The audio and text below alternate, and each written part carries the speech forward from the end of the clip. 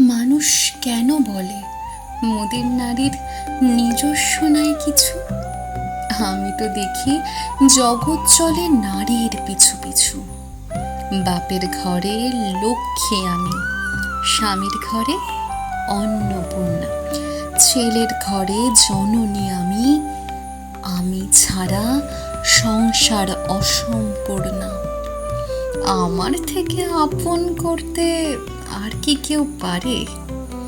বাপের ঘরকে ছেড়ে সেও পরকে বাঁধি ঘরে। গোত্র থেকে গোত্রান্তর যদিও আমি হই, তবুও যেন জননী রূপে সকল দুঃখ সই।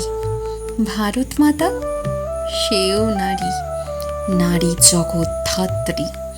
নারী হলো এ জগতের সবার জন্মদাত্রী। পুরুষতান্ত্রিক সমাজ তাই পুরুষকে বড় করে। জেনে রেখো, সেই পুরুষকেই নারী গর্ভে ধারণ করে।